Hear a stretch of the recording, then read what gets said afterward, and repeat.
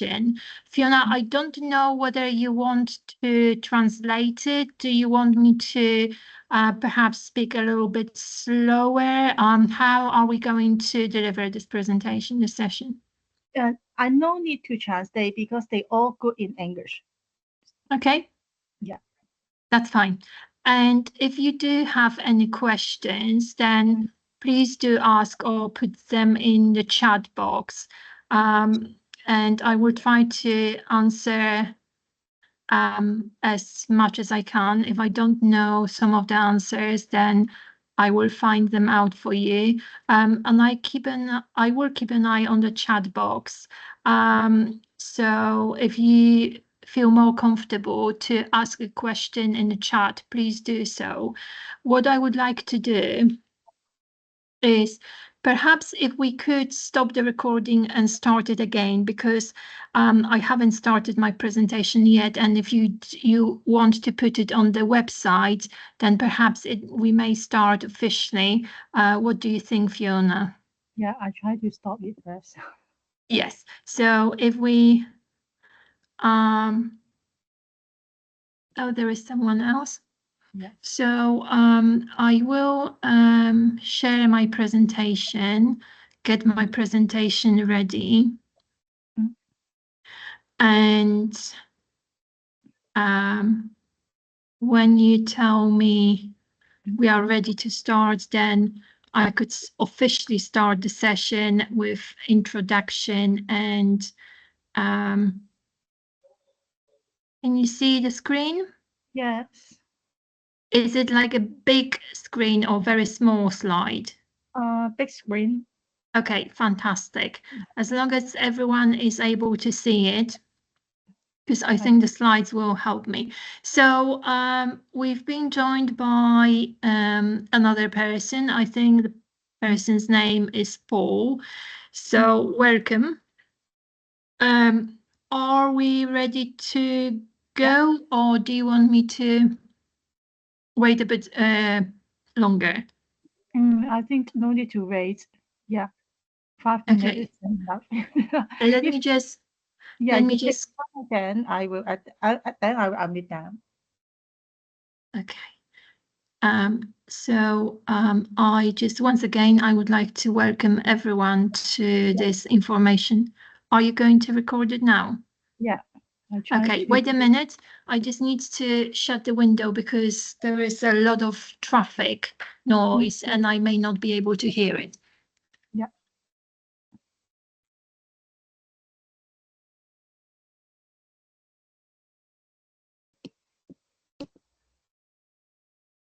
Okay. So if everyone is ready. Yeah. Okay, so let's start the recording if you would like to.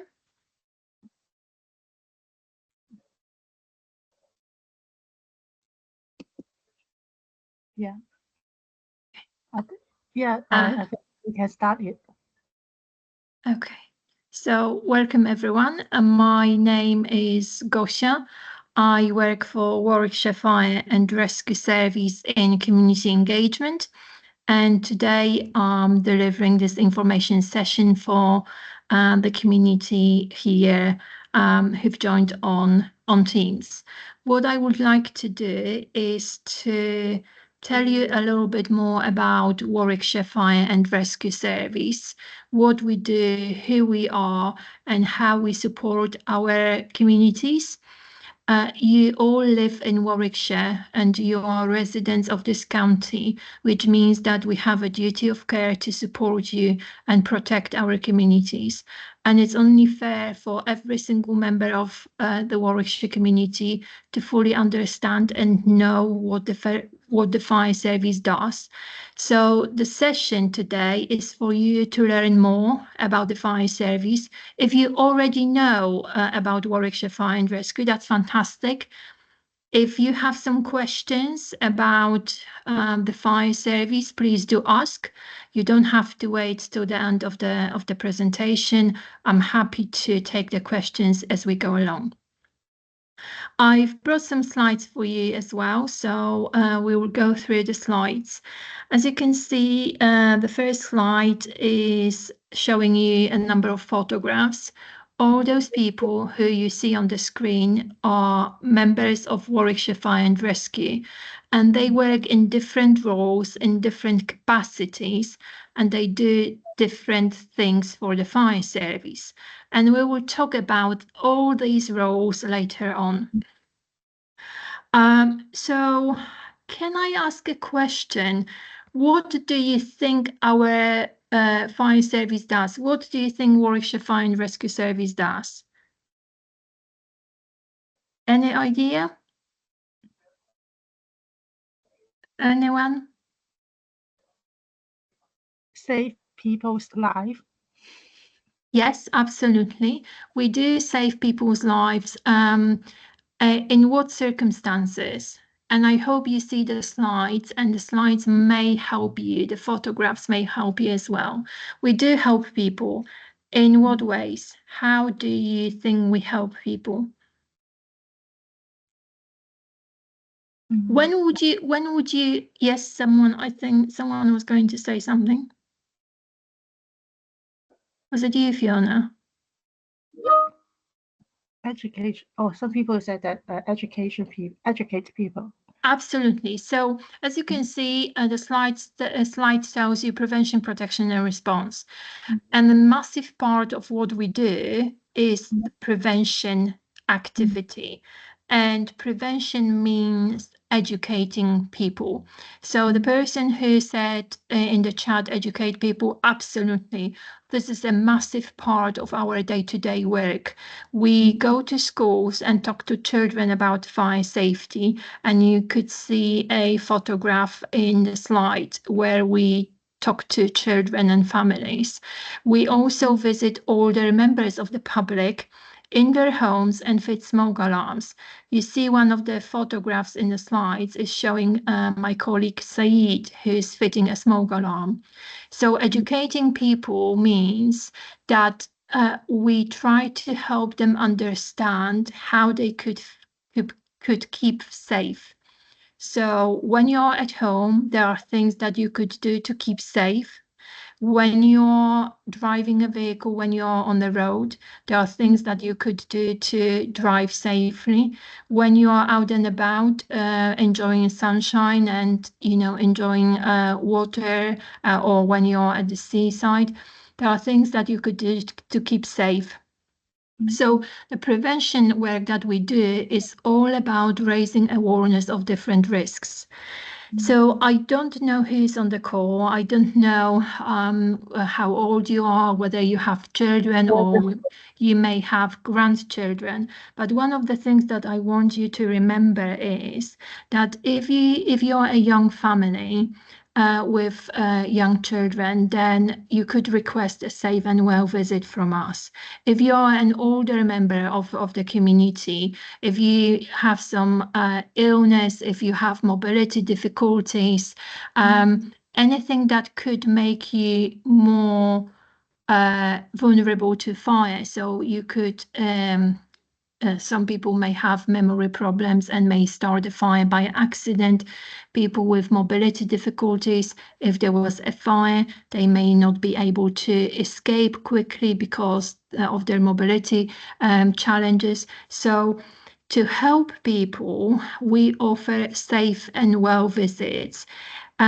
Put your hand up, virtual hand up, if you've heard about Safe and Well visit from the fire service, or if you've had a Safe and Well visit from us.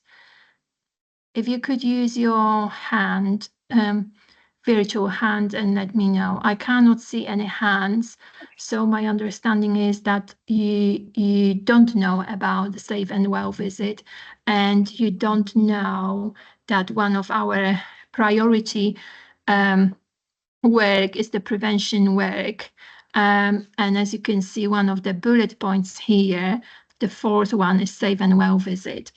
So if I could say a little bit more about Safe and Well visit, because it's something that you could request. And it's a free visit, so you don't pay for it. You just give us a call and request one for your household, for your house. So what we would do, we would arrange a visit with your family and visit your home, fit smoke alarm if you don't have one in your property, and also advise on fire risks and discuss a fire evacuation plan. So all this is to help you understand the risks in your property, how you could reduce the risk and be safer in your home, and what you would have to do if there was a fire. And it's very important because a lot of fires happen when we least expect them. Some people may say, I've lived all my life and haven't had a fire. But it's not to say that you won't have one, because it could start, and sometimes a fire could start not because of what you've done, but sometimes it could be an electrical fault, or there could be overloaded wall socket, or your washing machine may not be working properly and it could start a fire. So it's always a good idea to be prepared for it and to know what to do if there was a fire. And as I said, these visits are free of charge, so you don't have to pay for them. Can I ask you, and again, please do raise your hand or put it in the chat box. Do you have a working smoke alarm in your home? Yes or no? If you could put in the chat. Fantastic. So I see a few yeses.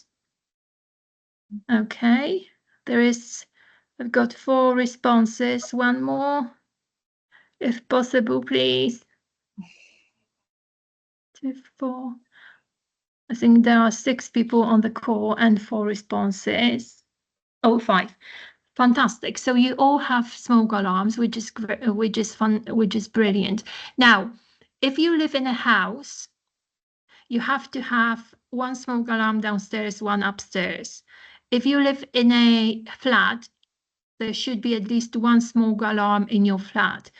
And the other thing to remember is that your smoke alarms have to be replaced every 10 years, and they have to be tested.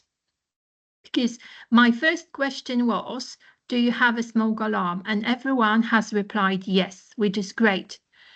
Do you know if your smoke alarm works? Does your smoke alarm work or not? It works. Yes, yes, yes. I test every month. Iris, fantastic. Yes, Paul. So testing is very important, because you may have a smoke alarm on your ceiling. It may not be working. And the best way to find out whether it works is to test it. Testing it every month is great. If you have a battery operated smoke alarm, we say test it every week. And if you need to, if you have a smoke alarm with a replaceable battery, the battery needs to be replaced as soon as your alarm starts beeping. And it's very, very important to make sure that your smoke alarm is in working order. That's so important. And also, if you have young families, if you have children, educate your children and tell them that smoke alarm is the only thing that would alert you to a fire. And that's so, so important. The other prevention work that we do, we go to schools and talk to children about fire safety. So, for example, if you have children who go to schools, the chances are your children have had a visit from the fire service. So someone from the fire service went to school and talked to children about fire safety and how to stay safe. I've just seen a message from you, Fiona, how to check the smoke alarm despite changing the battery. So what do you mean check? You mean test the smoke alarm? Yes. Yes. So to test your smoke alarm, you press the button in the middle. Every smoke alarm comes with a test button, and it's the only button in the smoke alarm. So you press it and release it, and the alarm gives you 6 bleeps, and then it stops itself. So If you could do it once a week, that would be fantastic. Once a month is good. If your smoke alarm, obviously your smoke alarms should be on the ceiling. To test your smoke alarm, if you don't have a step ladder, you could use a broomstick or a walking stick if you have, or something very tall, and just poke the alarm, press it in the middle, and then that's how you test your smoke alarm. It's so easy to do it. Sometimes people say that when they cook, the smoke alarm activates. So that's again, when the alarm activates to cooking fumes, it's an indication that it works, but also it may indicate that the alarm is too close to your kitchen and should be moved a bit further away from the kitchen. If you have something that looks like a smoke alarm in your kitchen, the chances are it might be a heat alarm. So it is a good, again, device to have. But there shouldn't be any smoke alarms in the kitchen. If you have an alarm on the ceiling in your kitchen, that is a heat alarm. Now, fire and rescue service, as you can see, may see on my t-shirt, it says fire and rescue service. So we talk to children about fire safety, but we also talk to members of the public about water and road safety. So we go to schools and educate young drivers about road safety and how to drive safely. I started my presentation by asking what the fire service does. And obviously, someone said that we educate people, which is one of the things that we do, and that falls under prevention. But what else do you do? When would you call the fire service? When would you call us? In what situation?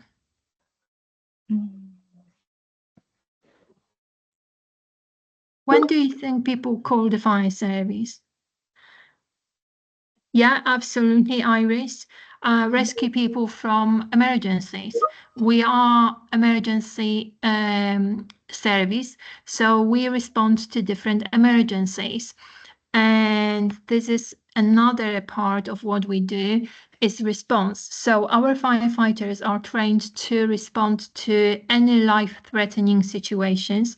So if your life was in danger and you needed help, you call the fire service and call us out. And it could be a road traffic collision, it could be a house fire, it could be a flooding incident, it could be animal rescue, it could be someone stuck in a lift, it could be a chemical incident. We also respond to incidents like terrorist attacks, so different types of incidents. And our firefighters are trained to respond to any type of emergency that may occur. So whenever members of the public need our help, we are there to help you. Now, can I ask, and if possible, please put your answer in the chat box. What is the emergency number in the UK? If you needed to call the fire service, what number would you call?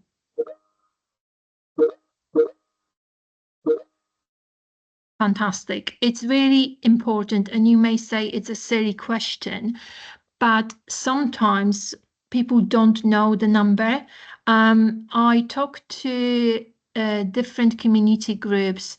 I talk to people who have come to live in Warwickshire from around the world, and sometimes they get confused and tell me the emergency number from their country, which wouldn't work in the UK. So your responses are perfect. The emergency number in the UK is 999, and please do remember that number, because you never know when, if you need to use it.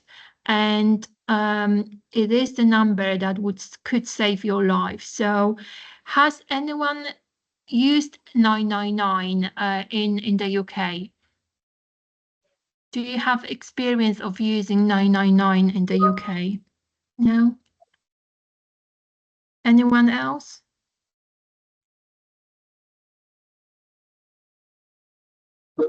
No. No, absolutely. Fortunately, no. So if I quickly explain how it works, because you never know, and I had to use 999 in January this year. It wasn't for myself, it wasn't for my family or friends. I was just walking past and noticed someone on the pavement. It was January, very cold day, and the person needed help because it was a medical emergency. So as I was walking past, I had to use that number and call the ambulance. So if I could roughly quickly tell you the procedure, 999 in this country is the emergency number, and it allows you to contact every single emergency service in this country, and we have 4. So by calling 999, you could call the police, you could contact the fire service, ambulance service, but also Coast Guard. And you dial 999, it's a free number. And then the first question you get is, what's your emergency? What service do you need? So if it was a fire, if you needed a fire service, you say fire, and then you're put through to Warwickshire Fire and Rescue Service. And then the first question you get is, what's your emergency? So we would have to, the most important thing to share with us is where you are and what's happening. We need to know your location, so we send our firefighters to help you, and we need to know what's happening. So that's very important. Now, Christy, your question about translation service when calling 999. There isn't a translation, obviously there are translation services, but they would slow your emergency call down.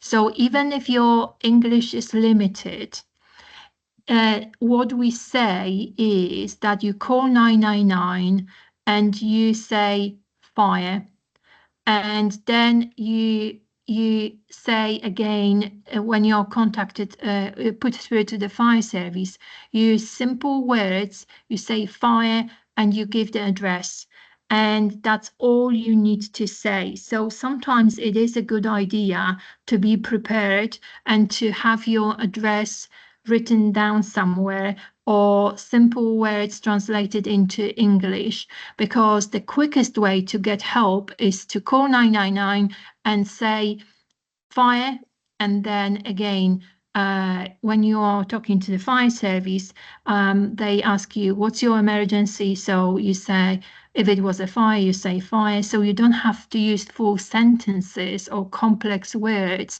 to get help, because our fire control room operators, and you see Laura in the photograph, they are trained and they recognize that if someone has limited English, they will try to speak very slowly for the person to understand. And all you need to do is say what is happening and where you are. And that's enough for us to send firefighters when they need to go. Obviously, the translation services are available, but as I said, if your life was in danger, you don't want to waste your time and you want to get help as quickly as possible. The other option is to have a neighbor or someone whose English is good, and they could make a 999 call on your behalf. So that's what I would suggest. I see Christy is still typing, so I will give you more time to type your message.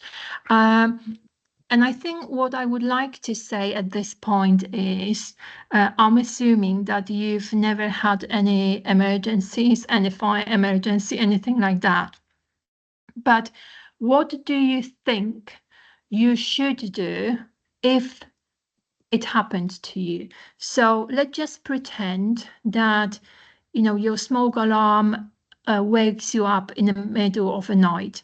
Your smoke alarm activates and there is a fire in the property. How would you react to it? Would you know what to do if there was a fire?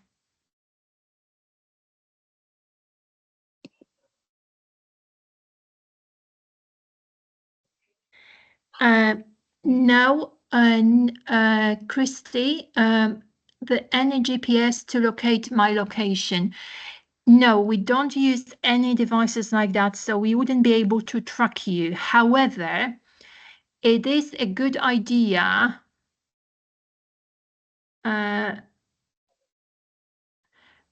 to have something called What 3 Words application. I'm going to type it. What 3 Words is an application that helps you locate where you are. And What 3 Words is wherever you are, when you use that application, it gives you 3 different words. And if you don't know where you are, then that those 3 words would help us locate you. Okay.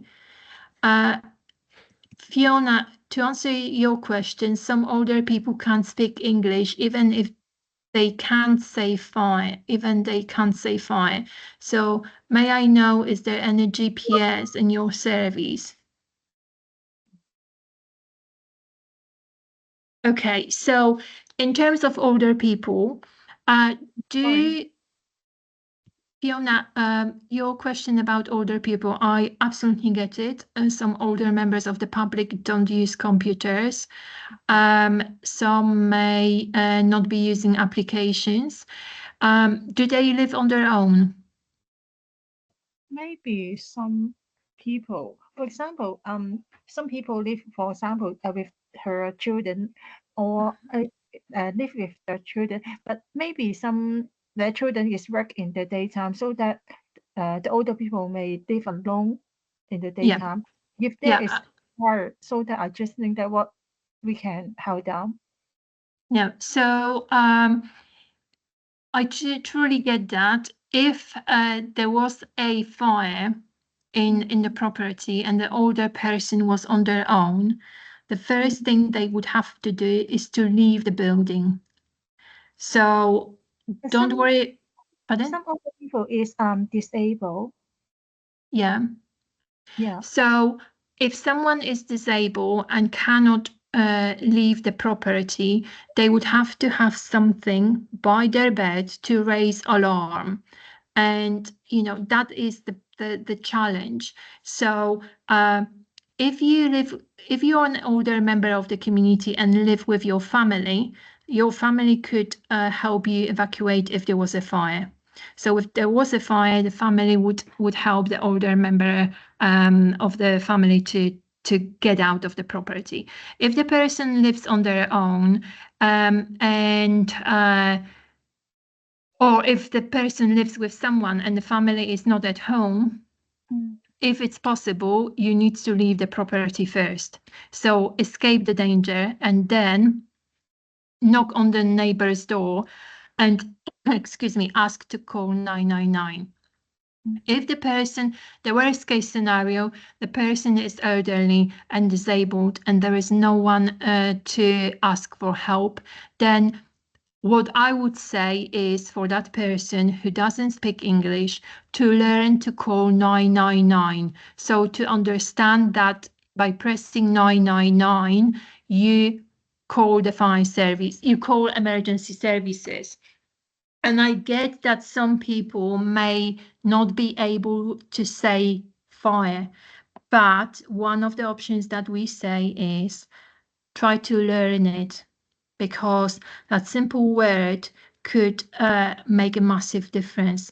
And again, it's not something that hopefully you will have to use, but thinking about it, thinking about your situation, would I be able to call 999? Would I have someone to call it for me? If the answer is no, then what can I do to learn it? Because, you know, in a fire emergency, you have to act quickly and you have to be able to call 999. Have your mobile phone by your side if possible, because that is the quickest way to call the fire service. And there is no other way. We don't use any GPS. And can I actually ask Christy or Fiona, you were talking about GPS in our service. What do you mean by that? Because for example, how to say that in Hong Kong, we have a service called Personal Emergency Link Service. They have how to say that they know where the elderly is living, so that if the elderly, for example, they are dementia or they are disabled, they don't feel so good. For example, they are fever or they fall down, they can just press the personal emergency link. Then the link will there is a cooperator can talk to the older people so that the personal emergency link service can help the older people to call 999 and the ambulance go to her home immediately. So that I just think some Hong Kong people, some Hong Kong older people, they don't know how to speak English. They don't know how to use the computer, or people, or they are dementia or something like that. They stay at home alone in the daytime. So if they really encounter some difficulties or such as they don't feel very good, what we can help them immediately.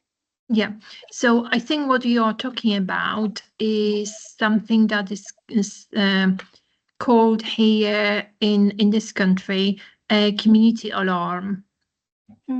So it's something that if an elderly member of the community or older person had a fall or needed ambulance, all they need to do is just press a button and someone is on the other side and would call the service, emergency service, or any service that the person needs on behalf of that elderly person. And it's something, community alarms are available through social services.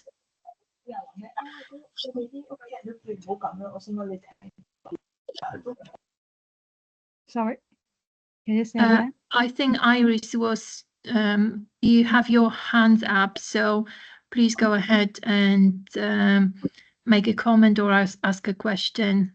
Can I ask a question? Yes, please, of course. Yes, as my experience, I call 999 once Yes. For a traffic accident. And when I'm trying to tell what is my location, but the operator already can identify where am I. So my experience is I don't need to tell where am I, and they know I'm at the particular. I didn't mention the postal code, but they know me where am I already. And did you speak to the police about that road traffic collision? Yeah, the operator transferred me to the police. Yes. So I don't know how the police works, but they may well be able to track your number. I believe that in the fire service at the moment, we don't have that capacity. That is not to say that it's not going to change because we are introducing new systems.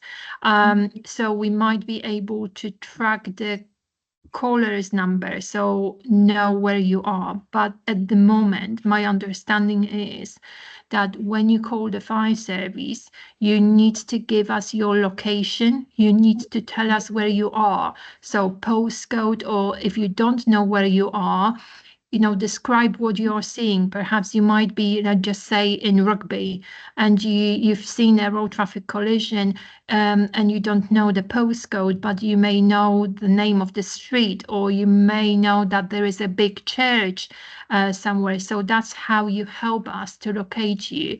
And as I've already said, What 3 Words is another application that some people may have. And we also use that application in the fire service, because what it does, it helps us to locate you very quickly. You use What 3 Words on your phone. It gives you 3 different words, and then you tell us the 3 words, and that's how we know where you are. So that's what we use. But as I said, we are still constantly improving our systems. So in the future, it might be that you don't have to give us your postcode and we will know where you are. But at the moment, we heavily rely on the information you give us. Yeah, thank you. Is there any more questions about what how to use 999 service and what to do if English is limited? Have I answered all your questions and queries? Yeah, thank you. Okay, so let's just focus on the fire emergency, and please tell me, if you had one, if it happened, what would you do? What would you do if there was a fire emergency in your property? I'm not saying that you will ever have one, but the whole purpose of this session is to understand what you could do to help yourself, to rescue yourself. It's very important. Would you call the fire service first, or would you try to do something else? What would be your instinct reaction if you discovered a fire in your property? Fiona, run away from the house. Absolutely. This is the first and the most important thing.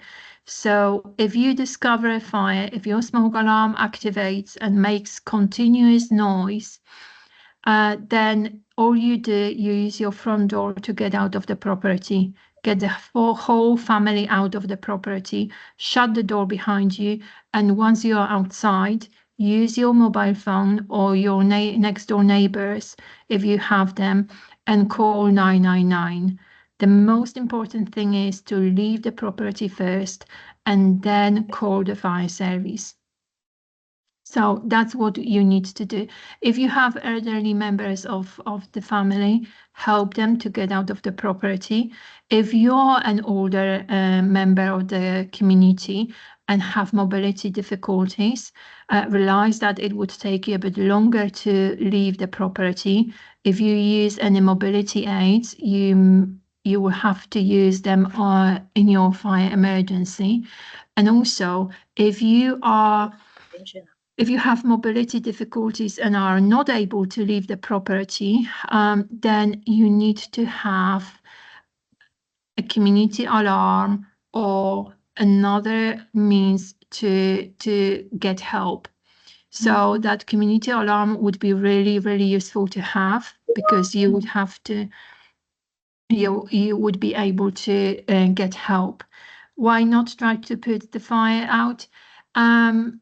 Right. So because every single fire starts small and it spreads extremely quickly.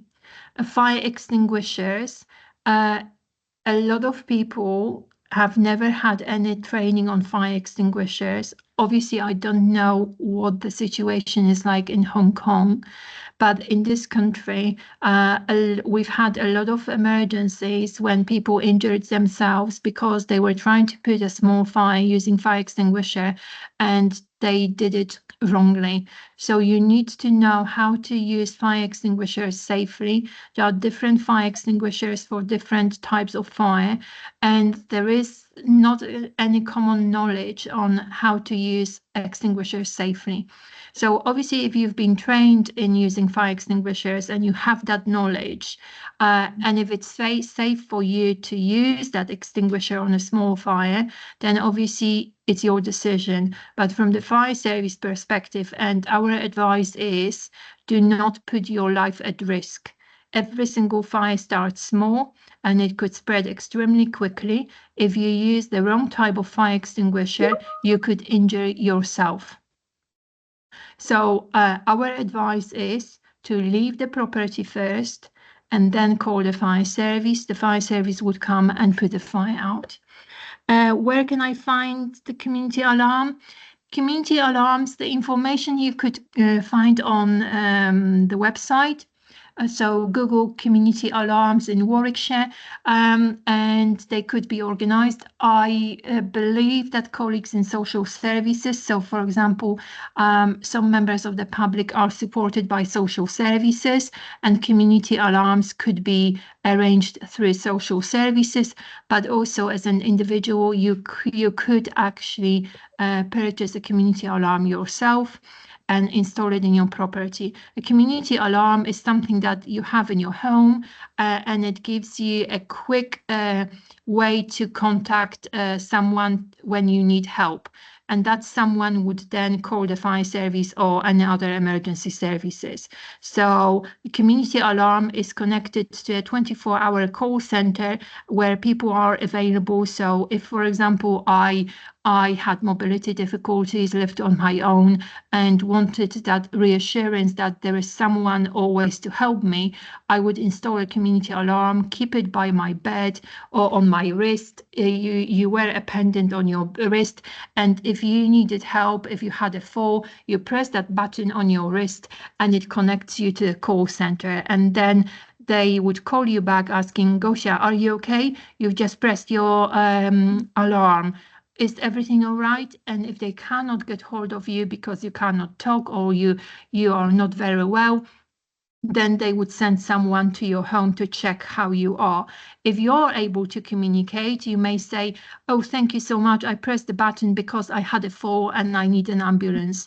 And then the call center would call the ambulance on your behalf. So it is a very useful thing to have, especially if you're an elderly person and live on your own and need help.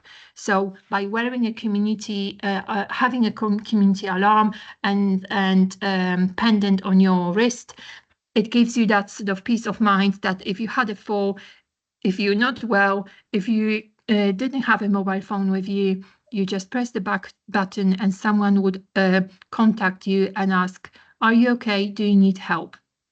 And as I said, community alarms, you could Google them. So to learn more, obviously it's a paid service, so you would have to pay for it. If it's arranged through social services, I don't know how it works, but it might be something to explore. The fire service, we do not offer community alarms. The only type of alarms we fit are smoke alarms.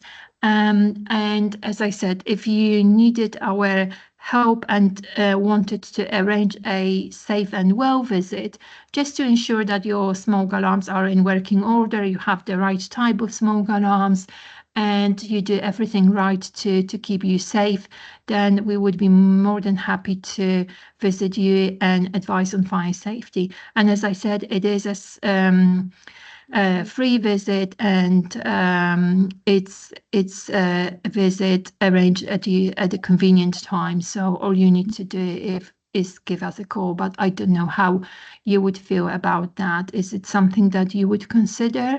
I wonder. Would any of you consider requesting a safe and well visit from the fire service? How would you feel about it?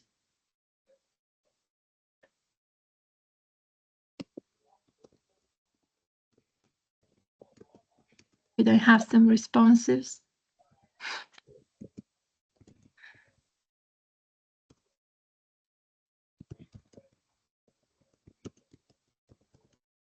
Thank you, Fiona. Yes, absolutely. So please do help us promote the service, because as I said, it's to ensure that you're as safe as you could be. And for us in the fire service, it doesn't matter whether you come from Hong Kong or Egypt or Germany or the US. What matters is that you live in Warwickshire, and we want to look after our community. So if you need our help or if you have a question about the fire service, please always give us a call, and you could, I'm going to show you our contact details. So these are our contact details. And you could always give us a call. As you see, in an emergency, always 999. You also have our non-emergency number, which is the 01926 number.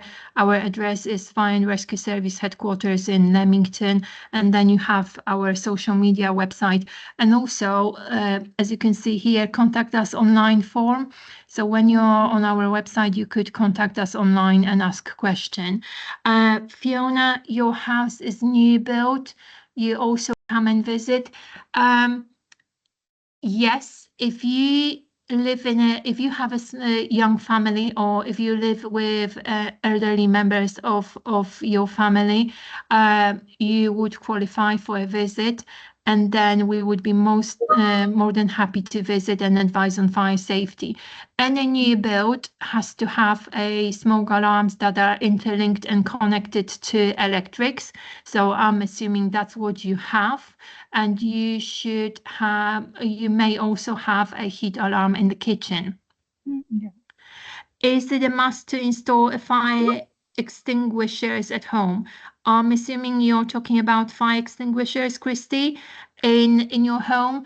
If it's a single occupancy family home, so if it's a home that you live, it's not. As you say, as I've already said, we don't recommend using fire extinguishers if you haven't had any training. It is your decision to have a fire extinguisher in your home.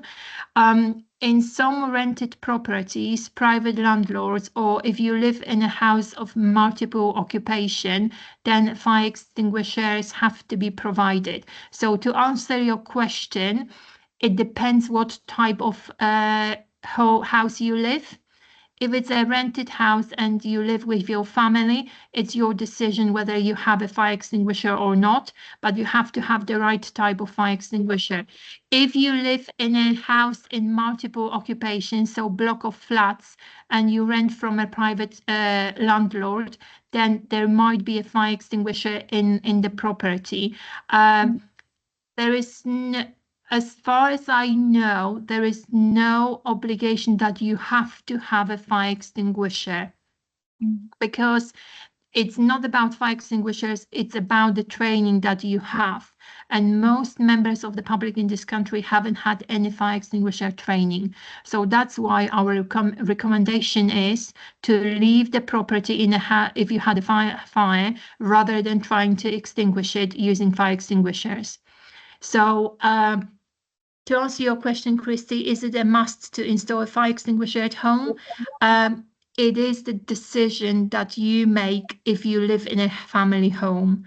If you rented and your landlord provided fire extinguisher, then you have the fire extinguisher.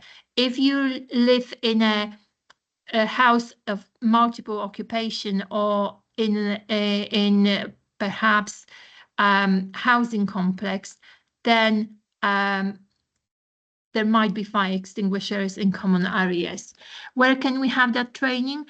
That training could be organized, found online. There are a number of different training providers.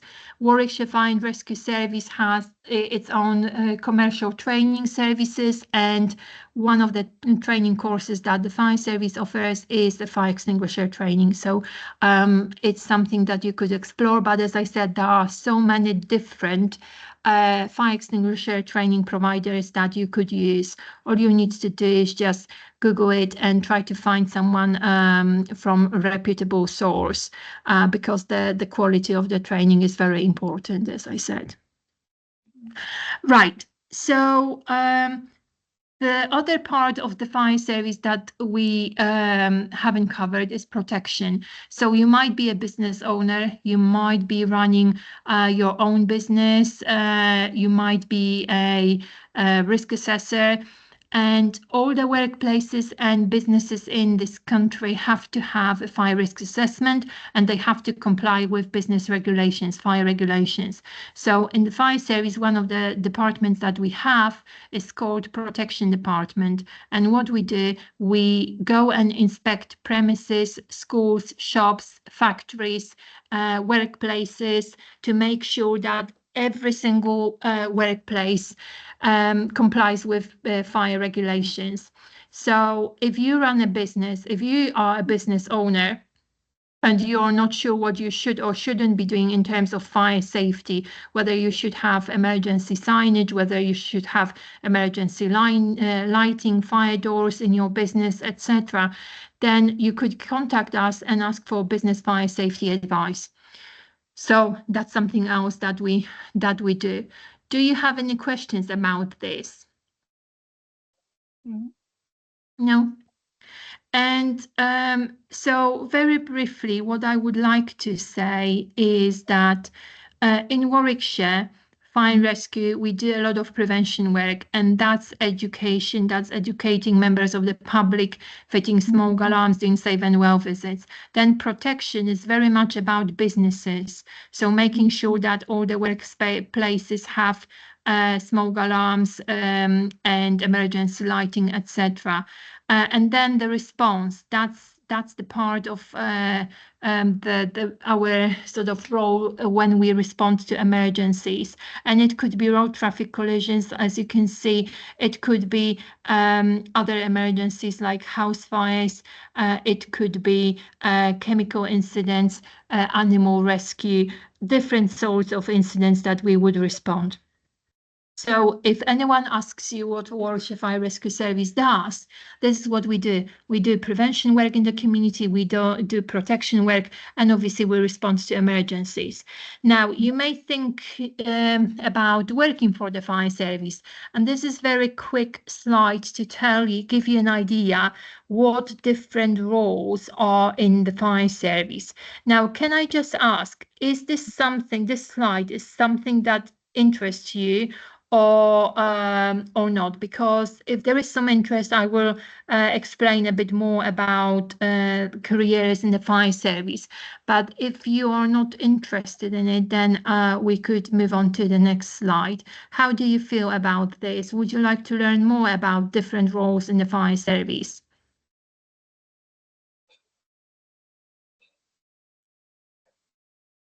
Anyone?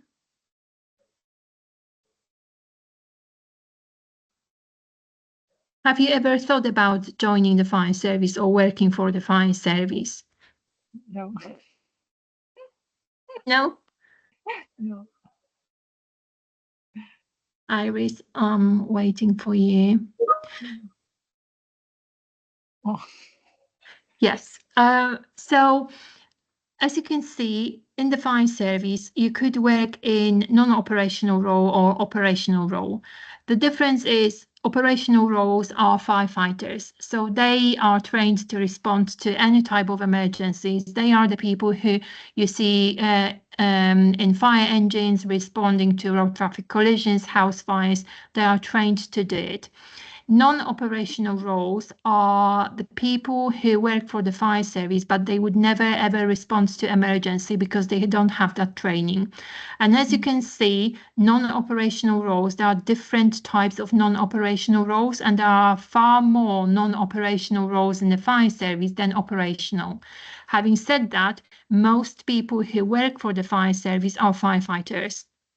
So if you haven't thought about joining the fire service as a firefighter, you could still work for the fire service in one of those non-operational roles. So you could work in prevention work, prevention team, and do safe and well visits, fit smoke alarms. Or you could be a business fire safety advisor. So you're the person who goes to workplaces and inspect all the places. You could work in a water department, or if you are interested in engineering or mechanics, then you could work in technical and transport. What does business admin support do? Business admin support, that's administrative role. And you do a lot of computer work, data input on the system. One of my colleagues here, Toby, she's actually from Hong Kong, and she is business support in health and safety and risk and assurance. So she goes to meetings and takes minutes. She puts a lot of information on the system. She drafts reports. So that's any admin work that is necessary to support our teams. That's what a business support does. Business intelligence analysts, so they work with data and they provide data. Then occupational health officers, they look after our firefighters, so well-being training, fitness training, etc. So as you can see, there are so many different roles that you could consider working for the fire service, and you don't have to be a firefighter. So if I could give you a little bit background to my role, I'm community engagement and communications. I've been in the fire service for 18 years and I've never been a firefighter. And I absolutely love working for the fire service. So I don't know whether you're at the start of your career or you're my age or a bit older. So I don't know whether you're looking for a different career or not. But please remember that the fire service is not only about firefighters, it's also about other support roles. And if you've got some experience in ICT, or if any of the non-operational roles appeal to you, please keep checking our website or WM Jobs, because vacancies are advertised there. And as I said, you could work in business support, business admin support. So all those little jobs that you could do. Working from home, not fully, but you could have agile working arrangements. So you could work from home for a couple of days a week and then in the office. So it's hybrid approach, agile approach. Some colleagues work from home for part of their week. Some prefer working in the office. So obviously, depending what role it is, if you're a engineer or mechanic, you cannot work from home. But in more administrative roles, there is possibility for agile working. Any more questions that you may have? No. No. So this is just a brief summary who could work for the fire service. So you have to be 18 years of age. Anyone could consider a role in the fire service. Obviously, you have to have the right to work in the UK. Various career pathways are available, and we recruit as and when necessary. And please do keep checking our website and WM Jobs if you're looking for vacancies. And the final slide is this one. So please remember that you could always contact us in an emergency 999. Non-emergency number is on the screen. And you also have our Twitter, Facebook, LinkedIn, and we are on Instagram as well, so you could follow us. Now, so that's all from me. Do you have any questions? 大家仲有冇其他問題呢？ Yeah, Iris. Iris? Oh, thank you for Thank you, Iris. I hope you found it interesting and useful. And as I said, if you have any further questions, please do let Fiona know. Fiona has my contact details, so I'm always happy to help. And please remember one thing. I know that I don't know how long ago you've come to live in Warwickshire. It might have been quite recent, so you're still settling, and obviously you prefer today you preferred to have your cameras off, which I fully respect and understand. But please remember that our fire stations are community stations and safe spaces. So if you felt threatened when you, I don't know whether where you live, let's just say Rugby, and you see a fire station nearby, please don't be afraid to go there if you need some help, because it's a safe place, and we would always help a member of the public who is distressed or, you know, threatened by someone in the community. And that's really important. You know, we are here to help. And if you feel that you need help, you could always knock on our fire station door. And please remember where your local fire station is. We have 17 fire stations in Warwickshire, so it's a good idea to know where your nearest fire station is, just in case. Right, so that's all from me. I hope that you found this session useful and you've learned something. And I think if there is one thing I would like you to go away with is just please look after your smoke alarms, and please look after your families, and please think about what I would do if I had a fire, because that could save your life. And also if your family members and if your English is limited, think about how would I tell the fire service I need their help.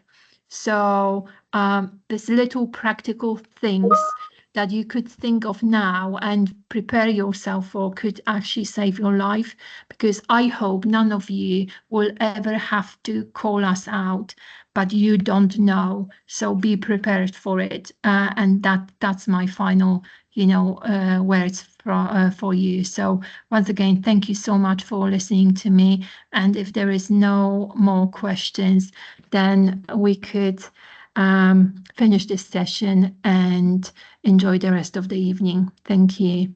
Thank you so much. Thank you. 多謝晒咁多位嚇。Thank you. Bye. Thank you very much. Thank you. Thank you. Fiona, I just want to say thank you for organizing this. Yeah, thank you so much for your support and your presentation. It is really very useful and practical, to be honest. Yeah, I will try to promote the safety and well visit. Do you have fire? Do I have the fires or posters?